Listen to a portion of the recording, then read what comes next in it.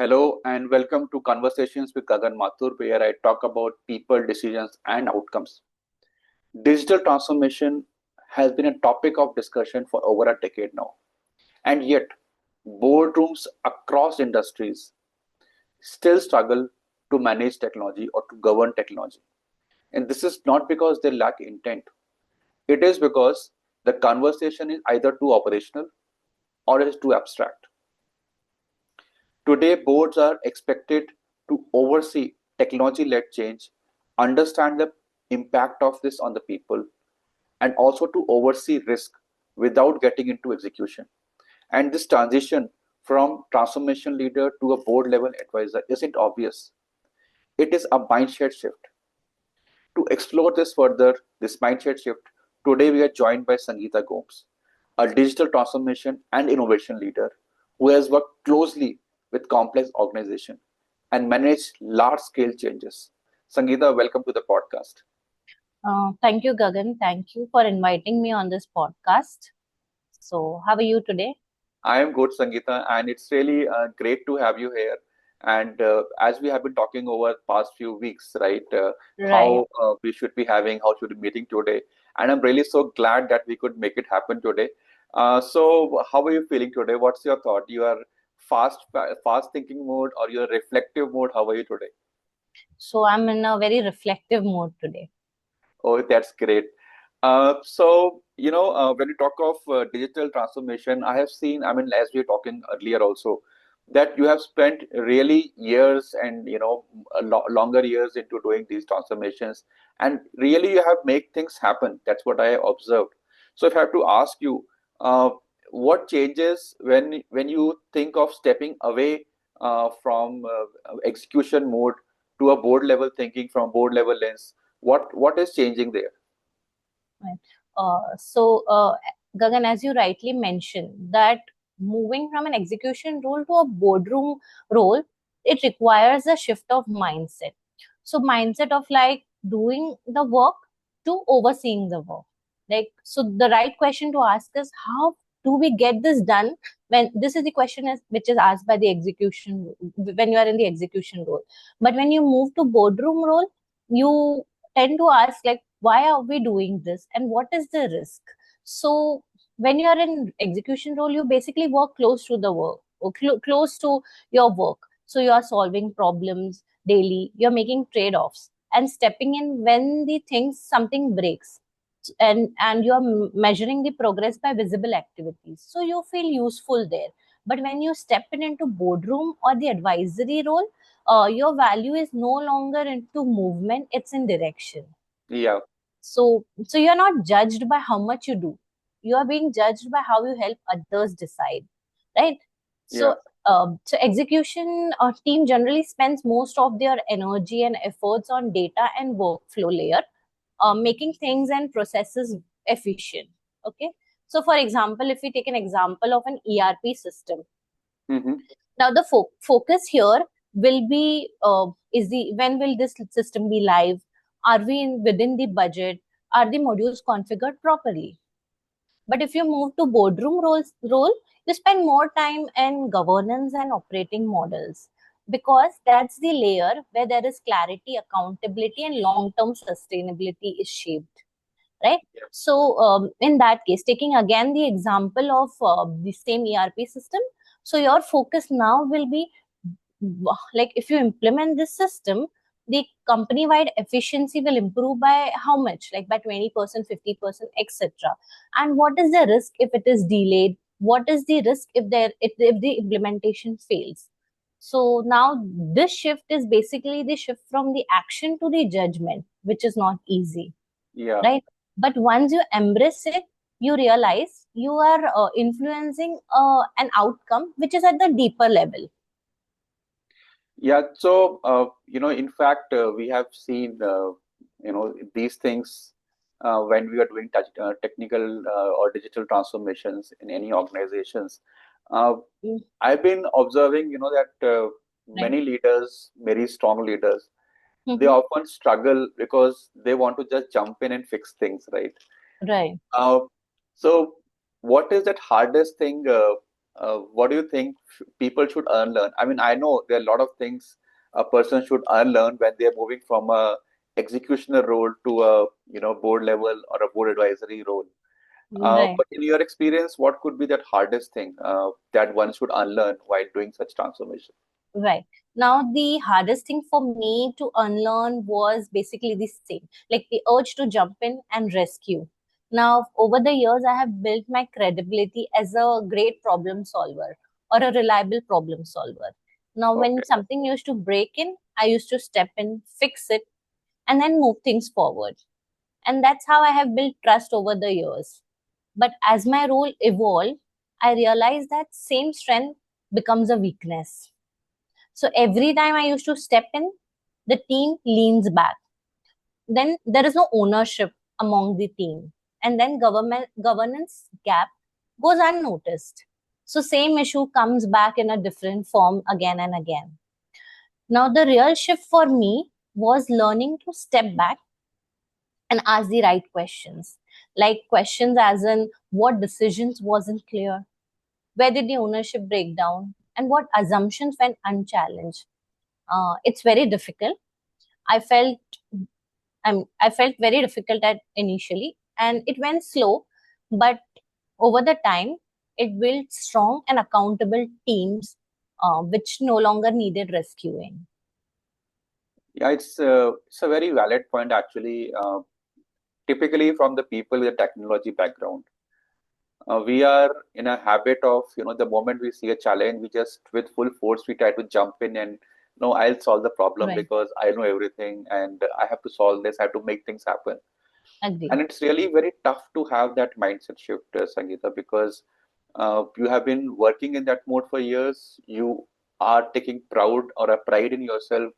Yeah, like you said, you're a problem solver, so you take pride in that. And Right. then there's another aspect to it. Your team, the people around, they are so much dependent upon you. They still lean so much on you. They have full faith that this person, if something goes wrong, this person will jump in and help us out. So I Agree. really resonate with what you are saying. And I have Right. been, if you talk about technology itself, right? Yeah. I have been seeing this board. When you talk of the board members, board level executives, they Right. hear about many things in technology. They talk Hmm. about, they think about, or they listen about AI. They talk about cloud platform, Mhm. automation, digital twins, and analytics and whatnot. And the Right. best thing is everything comes packaged as an opportunity, right? Right. Uh, so, and what I think is that there's still when all these things come to a board member or board, there are often many things that they are misunderstanding about Right. technology itself or Hmm. technology changes. Hmm. uh, I really have a bunch of things with me, but since you are an expert here, I would want to hear from you. What do you think those are the things that board often misunderstands about technology? So over the years, one common thing which I have seen is that they generally believe that technology itself is the transformation. So leadership are shown tools, they are shown platforms and neatly packaged roadmaps. On the paper, the progress looks good, but Yes. real transformation generally doesn't come from installing the technology, right? It Mhm. comes from changing how the work gets done, how decisions are made, how people interact with the system every day. So generally, what I've seen is people or the organizations, they chase new technology simply because it's trending. Right? Nowadays, if you see AI, so people are just running behind that because it's trending. There is excitement, budget gets approved, teams are moving fast. But here, everybody forgets to ask a simple question: do we actually need this? And what problems are we trying to solve?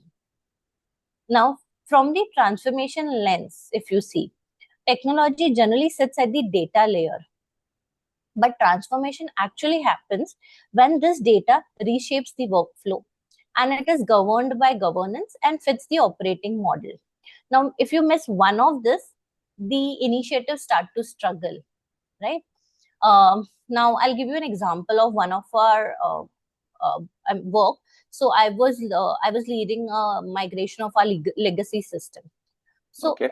early on, the technical discussions felt overwhelming for the for the stakeholders, because they are non-technical and we are technical. So we tend to talk the technology language, which they don't understand. So that's when the resistance started to show, not because here the change was opposed, because they did not understand what was changing and why it mattered to them. Yeah. So we realized this, and when we changed it, we changed our approach.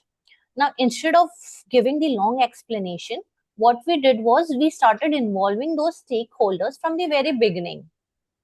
So what we built small components, we walked them through, we gave them demo, then they we invited feedback and adjusted along the way. Now, post this, gradually the clarity replaced confusion. Now, what stood out was the mindset shift over the time.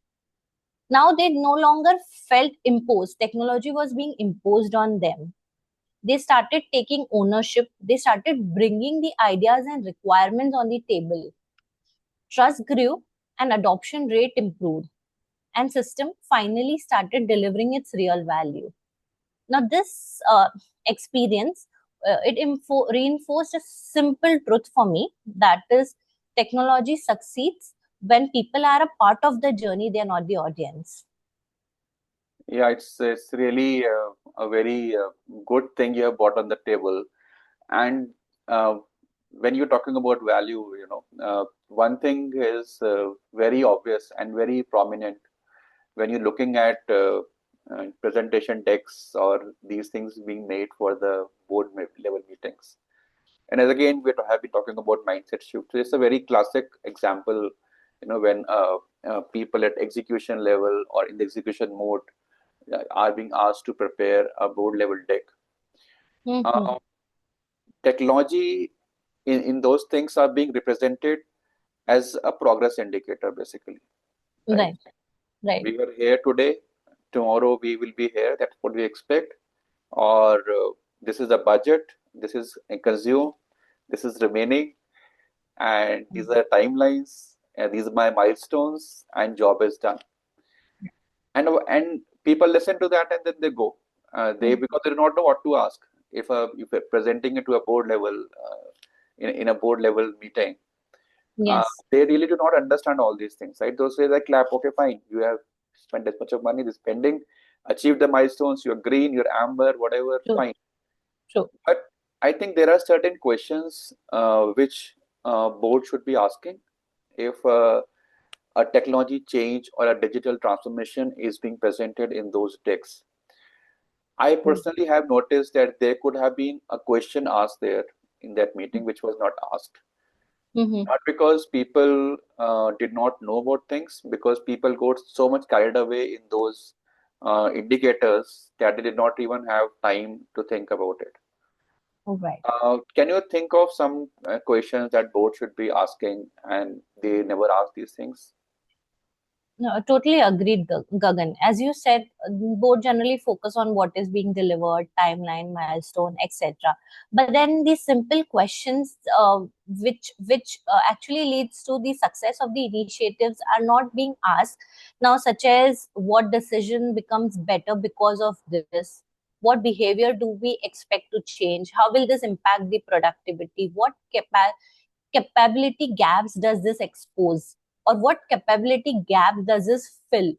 So Mhm. these questions generally shifts the discussion from the delivery to impact.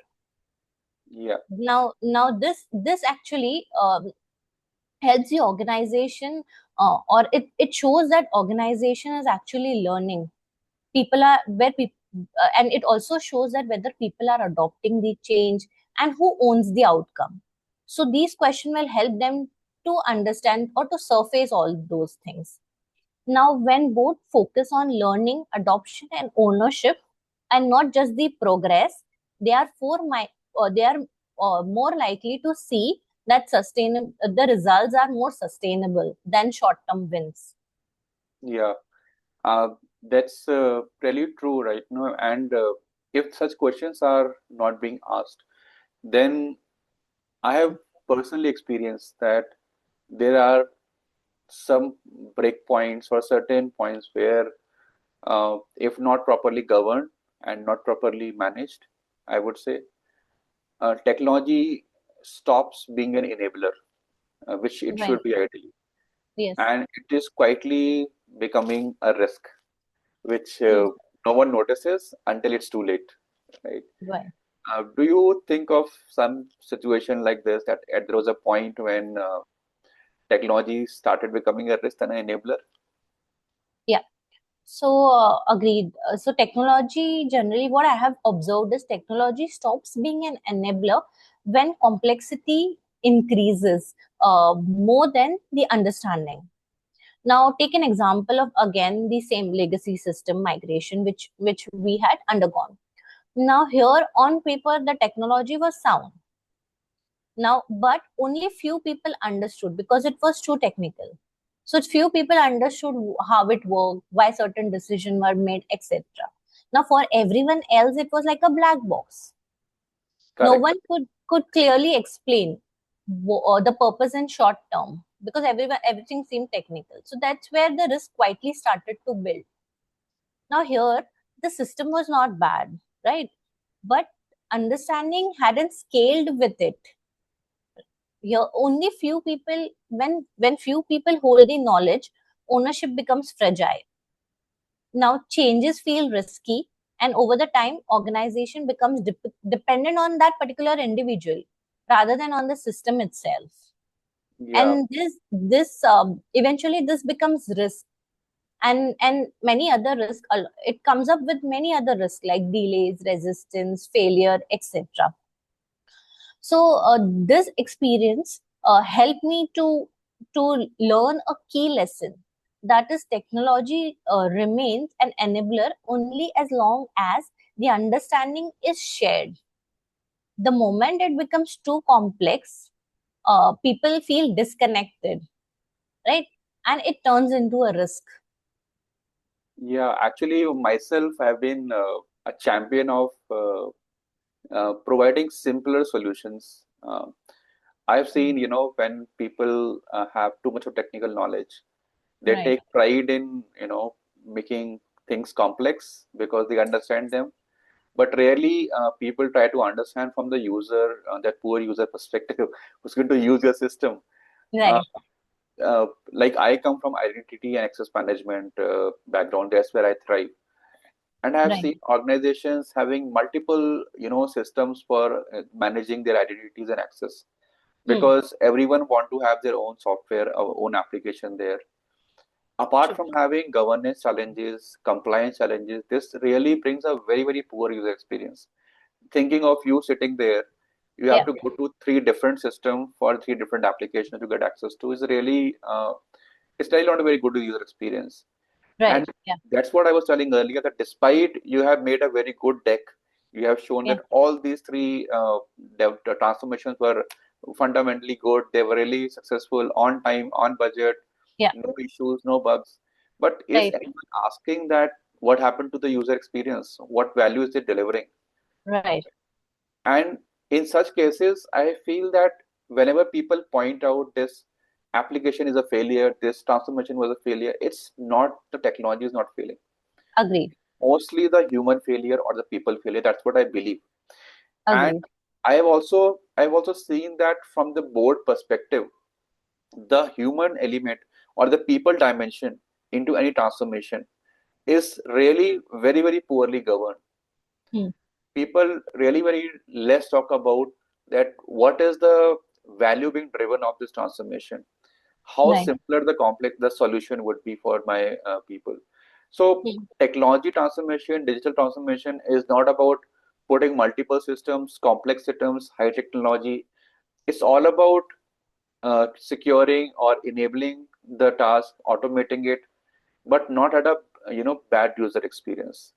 So what do you think? Why is this human or people dimension of any digital transformation so poorly governed? yeah. So generally, this people transformation is poorly governed because it's invisible. So what do you mean by invisible is, so take an example of this technology. So technology risks are generally tangible, right? They come with dashboards, timeline, budgets, milestone. So people can see it, they can feel it, and they can feel that it feel assured from it, right? But people related risk, it cannot be seen, and it generally doesn't show up early. It sits beneath the surface. So board assumes that everything is fine, and until suddenly it surfaces one day, and it's too late and expensive by then, right? So I have seen this firsthand. So in one of our project we were working on, the requirements were passed down to the delivery team through the business development layer. Now, on paper, everything looked aligned. The scope was clear, the solutions were built exactly as specified, the application worked, the demo also was delivered on time. But then, when the client saw it, her response was, "This is not what I was expecting." Now, here the technology didn't fail, right? Because everything was as per specifications. Now, here the failure was due to people and the governance. Now, digital transformation doesn't fail when technology fails. It fails when understanding fails, and there are which shows up generally late. Now, in our case, the what went wrong was not execution; it was assumed alignment.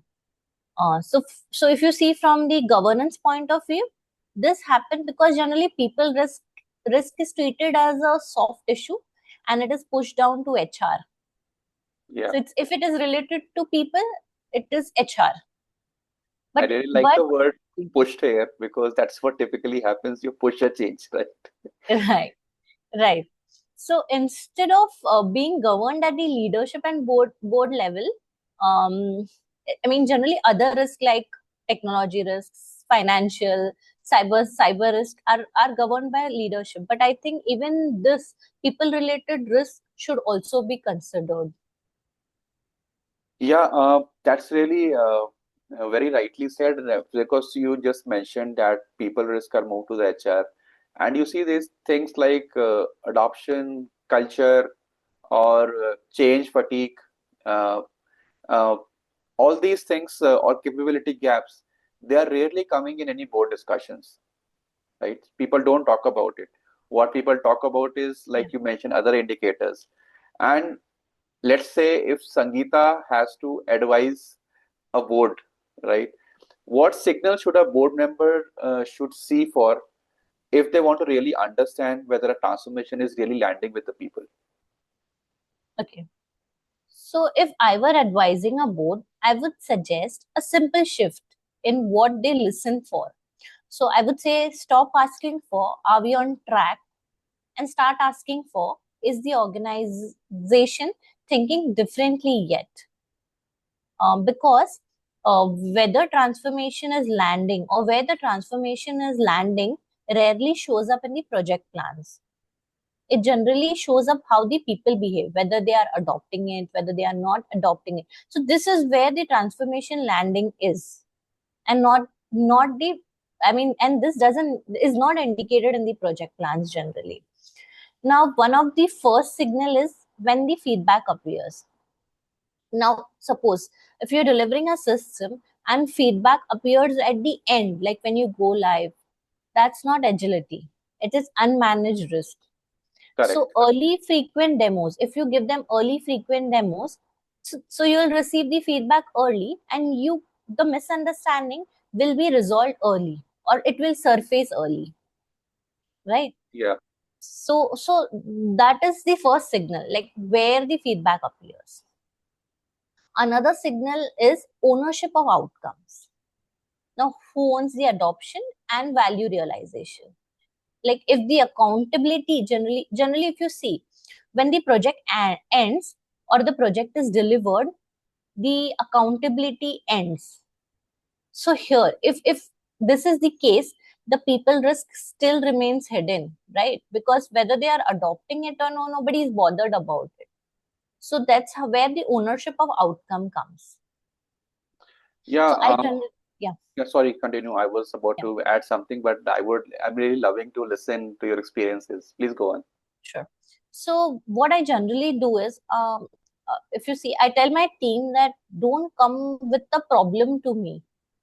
Come with three possible solutions where we can discuss and then come up with the best solution. Now, when team does that, it tells me something important has shifted, right? That's not, they are not waiting to be rescued. They are thinking, their decision improves, and they start taking ownership.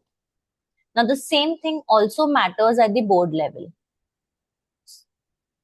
Okay. And yeah, and another important thing is language. So what do I mean by language is, you might have heard every time, I mean, generally when team says that they wanted this, so we have done this, right? So if when it's like they wanted this, the alignment is weak. And when the language changes from they, we, I, etc. to we wanted it, so like we needed this, so there it shows the ownership, that ownership is getting formed. They are owning this outcome, right? Really. Then also, board should be watching for silent compliance. What I mean by silent compliance is, generally, if you might have seen that in the meeting they say yes, yes, or then there's an agreement. Like people generally say okay in the meeting, so that nobody feels bad about it. That yeah, I was okay with this, but you don't see the change in their behavior outside the meeting. Yeah. And this generally leads, these are generally the signs of change fatigue. And uh, and these don't appear in the reports, if you see, so they Yeah. surface later on. Yeah. I mean, all these are different kind of risk. But the tragedy, I would say, or rather, the irony is that Yeah. these risks at board level, they are often reduced to cybersecurity risks or compliance or regulatory compliance, something like that. Mm-hmm. Uh, but transformation, when you are introducing it, it's actually introducing a broader risk. And these risks are, I mean, there are multiple risks there, but I am really keen to understand that from your lens, from your the experience you have got from your journey so far. Mm-hmm. What risk? What are those risks that board is really underestimating most often? So what I've seen is, one of the underestimated risk is generally a delayed or ambiguous decision. So to explain this, I will take an example. So I experienced this firsthand during a pilot initiative. So at that time, the senior technology leadership, including myself, we were not deeply involved early on. Hmm. We assumed clarity already existed, but team was working on it. Later in the stage, we realized that while everybody was busy, the what and why was not truly aligned. Now, and due to which the pilot failed. So here it didn't fail because of technology. It failed because the direction was unclear. Then and it was not an execution problem, right? It was a governance gap. Now this experience reshaped now how I look at pilots. They are Yeah. not just for technical experimentation. They are generally a learning mechanism. So they surface assumptions and inform future decision. So when leadership engagement is missing at this stage, risk quietly accumulates. So what I have observed is that the experimentation moves faster, but governance does not always keep up pace with it. And when governance lags, decision risk increases, even if the delivery appears on track. Yeah, and since we are talking of risks here, what I've also seen is, we do a lot of brainstorming sessions to identify risk, the different stakeholders, and these risks get discussed not at a project team level or at a execution level. Even the boardrooms, we talk about risk. At CISO level, we talk about risk. Right. Um, and these risks are typically talking about dependency risks, for Mm-hmm. example. Yeah. supplier or vendor risk. We talk about that. We Yeah. talk about what is the risk of taking a decision. So we, Mm-hmm. giving, like you said, two, three options. What is the risk associated Right. with every decision? Even go Yeah. to the level of leadership credibility risk also is there, right? People talk Right. about that as well. Yeah.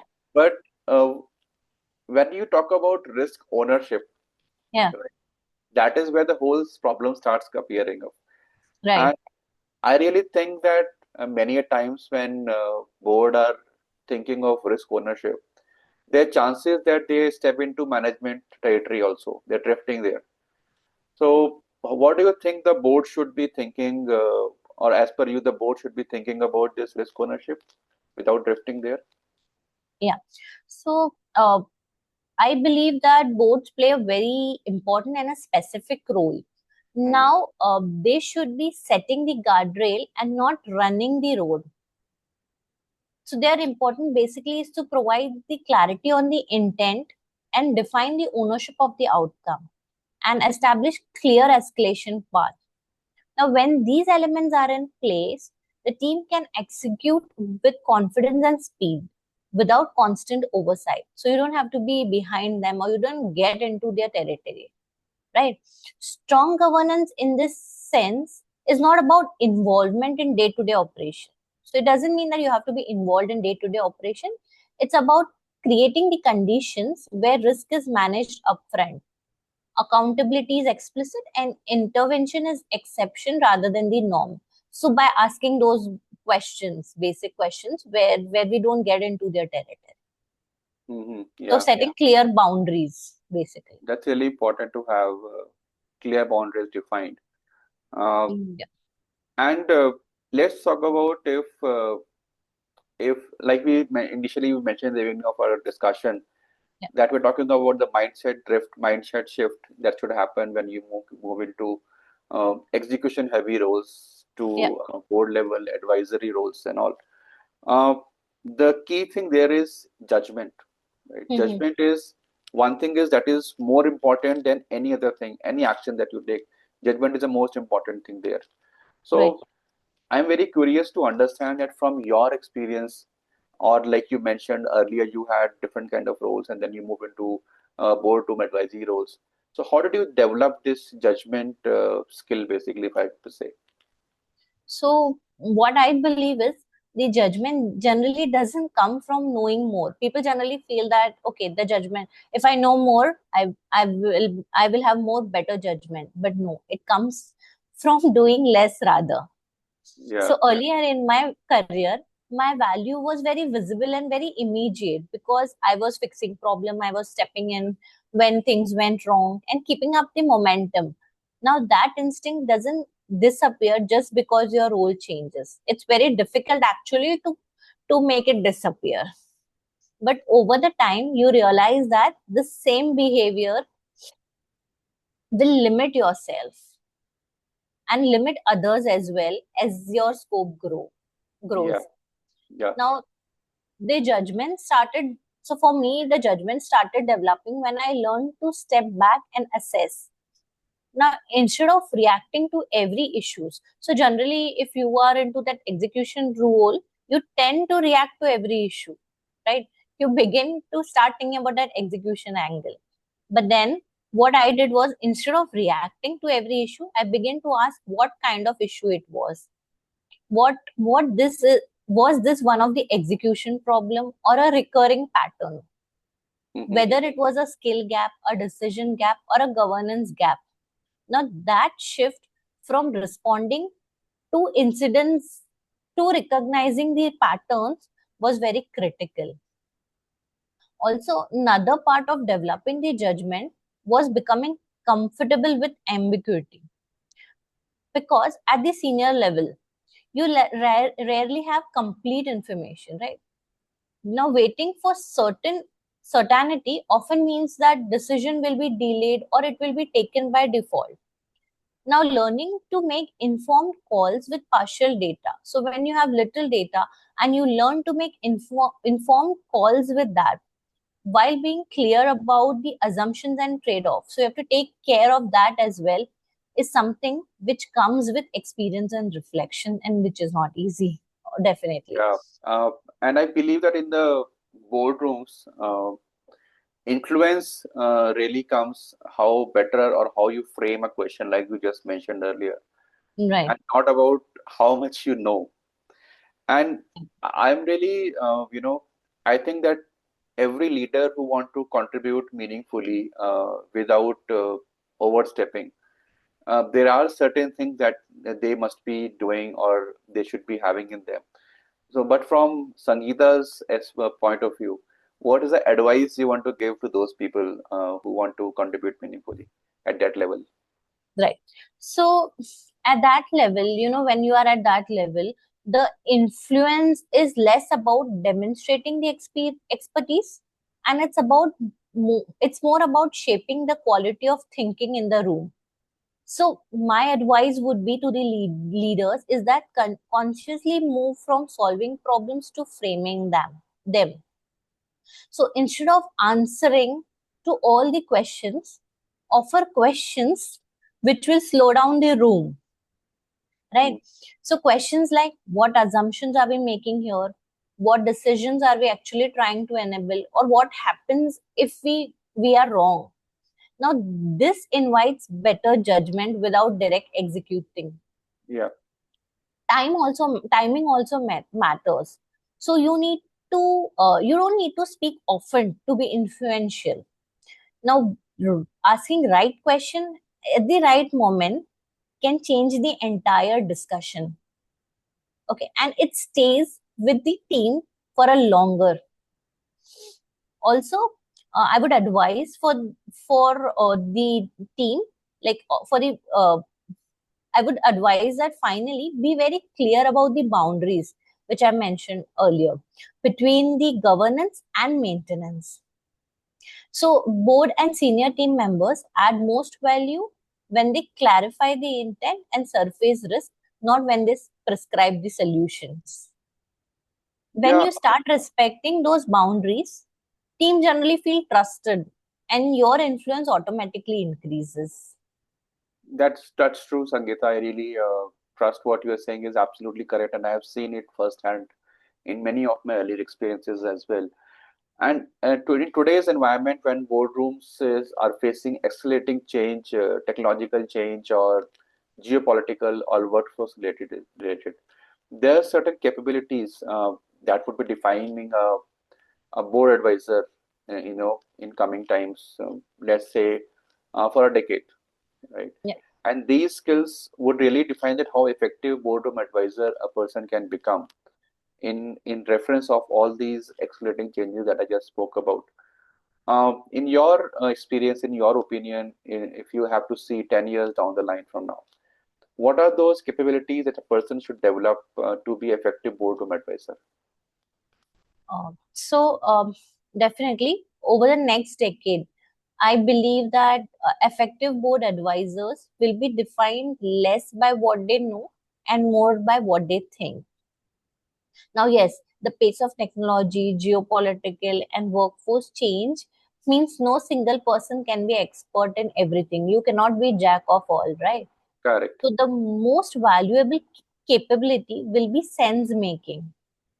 Now, the ability to connect signals across technology, people, and risk and strategy. So, basically, the connection between these will be more valuable, and also asking the right question at the right time. Another critical capability is system thinking. So advisors need to see how decision in one area can affect in another area, like technology investment. How will it ripple effect in the organization? Because transformation just doesn't fail in silo, it fails at intersections basically. So when one system intersects with another, that's where generally, or one technology intersects with people, that's where the generally failure happens. I also see that judgment under uncertainty becoming increasingly critical. boards are asked to make decision when information is incomplete. So we generally have to make decision when we do not have complete information. Timelines are compressed. Cost of waiting is high. In that context, effectiveness comes from the ability to make clear decisions and while keeping the assumptions risk trade-offs. Yeah. Also, people literacy, understanding people risk, how people are actually work, whether we are uh, whether we are properly governing those risks, people related risks. So these are basically the risk which should be identified. Yeah, and I'm finding this conversation very deeply rooted and deeply thoughtful with you, and I'm really enjoying it. And what I've understood is that so far, uh, there are things that what I believe about this mindset shift and what your experience and your journey has been quite overlapping with each other. And things that are standing out to me is that boardroom contribution or having a effective boardroom contribution is not about knowing more. Is about asking the right kind of questions, Mm, understanding what is the impact on the people of this transformation or this change, and also to make judgment, like you just now said, right? Judgment right, under uncertain conditions. right. That is really very, very important, and that's what my takeaway has been so far from a discussion. Yeah, And I really hate to say this, but we will have to find out. I really love to talk to you, yeah, and in past few weeks, whatever I had discussions with you, I'm really enjoying those learnings and best practices you have shared with me from your journey. yeah, But if you have to advise board members one mindset shift, basically, yeah. um, what would that mindset shift be from your perspective? And typically talking about people, risk, and technology, Mhm. what do you advise to board members? So I would want boards to move from asking what could go wrong to also asking what needs to be true for this to work. Now, this shift brings technology, people, and risk on the same frame instead of treating it as a separate conversation. Yeah, Now, it encourages early visibility into assumptions, capability gaps, and readiness before issues turns into failure. Also, I would like to close this with one thing, that is, technology is not a strategy, people are not afterthought, and risk is not only what breaks, but what slowly drifts. that's really well said. And I really want to thank you, Sangeeta, for sharing your perspective, your experiences, your journeys. The best part I loved about the conversation was you sharing your experiences from your different initiatives, different changes, those complex changes you have gone through. And for me, the standout was the ERP change that you mentioned. It was really a standout for me. And Mm, to my listeners, if you are navigating a change, if you really want to move away from an executioner heavy role to a board level role, I'm sure that the takeaways from this discussion today would be valuable to you.